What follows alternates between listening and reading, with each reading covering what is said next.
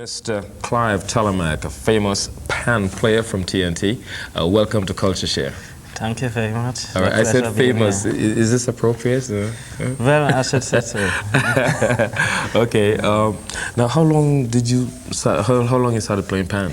Well, I started off 21 years ago, and the good thing about it, well, I grew up in. You started from birth because you look like 21.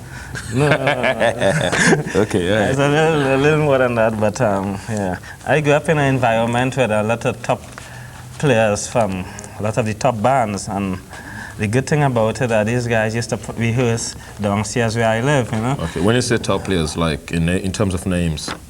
Well, guys in I should say rated like Boogsy and those guys and things, you know. Mm-hmm. But the good thing about it was it all used to take place under the house where I live, you know. And, but I cannot play with those guys, and those days I was a junior, you know. Yeah, little so, boy. Yeah, I just used to have to stay on the side and watch those guys play whenever they take a break, and you know. And I could afford to just ease under the house and take up one of the sticks and play around, you know. And just doing that as often, you know, and it just built my confidence, and I started off to playing Amoko Renegades in 1972. Amoko Renegades, yeah. 72. That was the first conventional band I would get involved with and played. You know, and after that, I spent 18 years down by All Stars. Since that, I've been freelancing. Okay, so you're not actually playing with a band right now? No. As a matter of fact, I'm what you will call a freelancer. Anybody want to hire me to do probably a show or play in a competition or whatever? You're available? Yeah. Oh, okay. Now, tell me about your travels to China in 1980. You took pan to China in 1980. What was that like? Actually, that time I was the vice captain of All Stars. All Stars. Trinidad All Stars. And we toured to China. We made a world tour because we traveled to China, India, Japan, England, you know? And one experience that I had and I'll never forget is that I met some of the Chinese people playing pan over there, you know. And you met them playing pan? That brings back some of the memories to me that this calypso that Black Stallion had sung, you know. The size of the rubber to play a high singleton, and the facts that we would have under lock and cover, you know, because it was very sad to see that pan started off in Trinidad, and these people playing pan, I mean, they're playing tenor pan with sticks, like if it's guitar pan sticks, so, you know, and double seconds, hang up back to front. And what hurt me most is when these guys show me books, submit books to me showing that England said that pan started in England, you know. Really? Well, my paws raised, man, with just hurt, you know, inside, you know. See, maybe there is no documented history as to how the pan evolved from Trinidad and Tobago. So, I mean, what's your feeling about that? Well, as I say, what I did is I tried to explain to these guys from the Tambu Bamboo days to now, at least the little that I know, you know, and it's very sad to see, you know, but that's one of the reasons why I tend to pull away from the big band and go freelance, you know, because I give up 3 jobs already through doing this thing, performing, and it's something I really like, and I want to survive by. I mean, I'm not surviving. Does it really mean to you that much? It's a cultural thing to you. It's something that you're really, you want to be like a cultural ambassador for Trinidad and Tobago, getting pan music more international. Is that what you're trying to say? Yeah. Apparently, I as far as I is concerned, I think that that is what I is, you know, because the majority of times that I travel is representing my country somewhere outside, you know, to take part in some festival or play different places, you know. So. Would this be your first appearance in New York and tomorrow? Well, I've been to New York on 4 occasions. 4 different occasions? Yeah, 1980, 86, 84. And well, I was up here a month ago to perform right here at the Golden Pavilion, Mother's Day show. Mother's Day, yeah, I remember you. Yeah, I remember that. I feel very proud to be back here. Okay, well, it's evidence that what you're doing, I mean, you know what you're doing. I mean, that's why you're back here. Now, You traveled to Nigeria in 1977. Yeah. You know, you, like I said, you were like a cultural ambassador. Yeah. What was that like in Nigeria?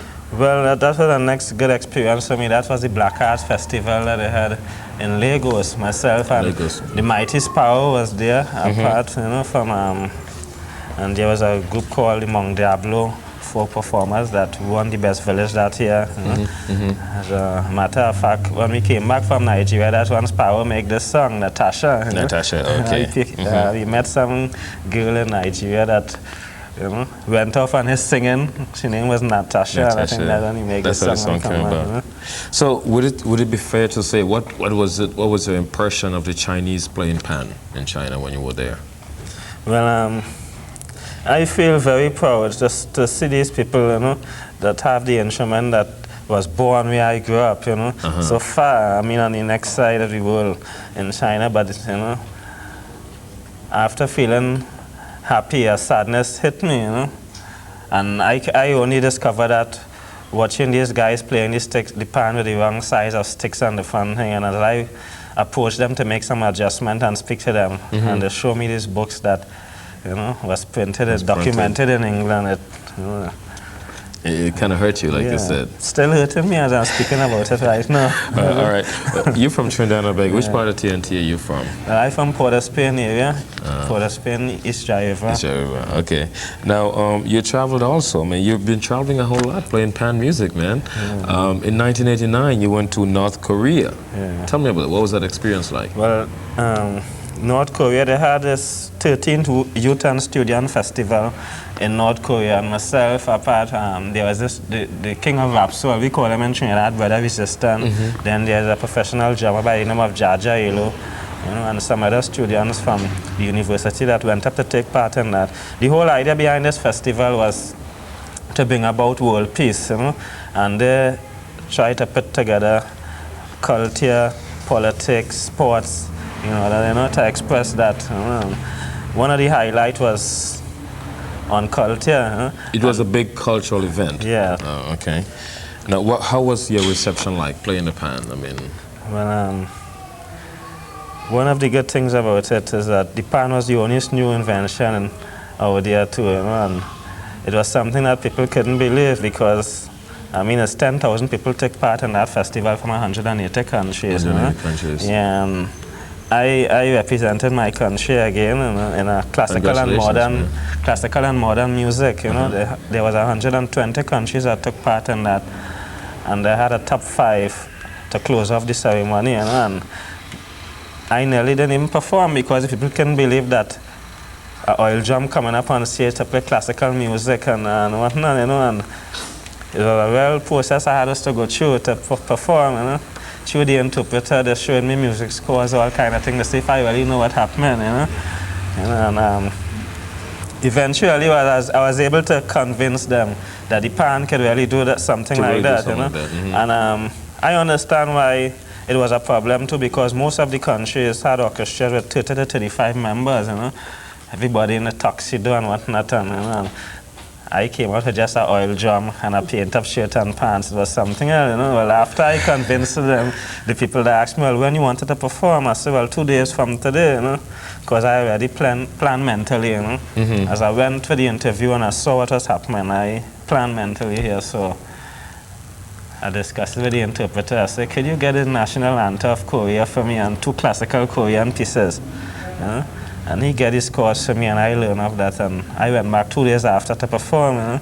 You had it done pat?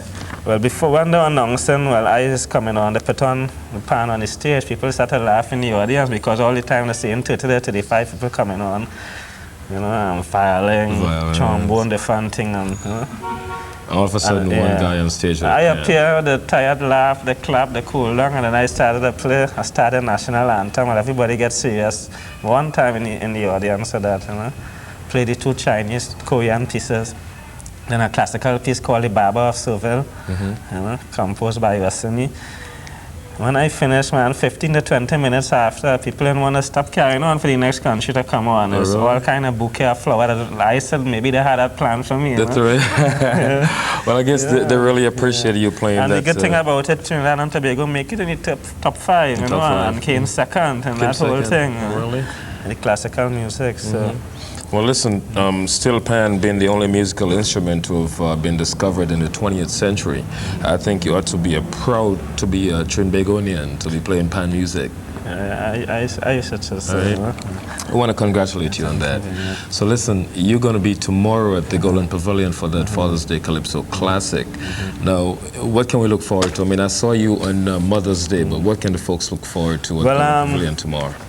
What I would like to say, first thing, I feel very proud to be performing among these foundation members of Calypso. I would call them, you know. They was the guys from before that Lady Foundation and still around toiling with the youths that just come into the arena and is doing very well still, I should say, you know. So I would try to make something since they were there before and still around, you know. I think it's only fair for I to add something from now to then, you know? So I think I would play something that maybe... Going back. I wouldn't say going back, but most of these guys have living classics that would always live on, you know? So I think they would touch on one or two of those songs, one or two individual, I don't know as yet, but you know, I would hit something up to date, I should say, from 91 this year, you know? Okay. Well, whatever you do, I know it's going to be a classic, going to be classical pan, because it's going to be a pan solo by CLIVE Telemaque. Congratulations, and it's nice having you on CultureShare. Thank you very much. All right.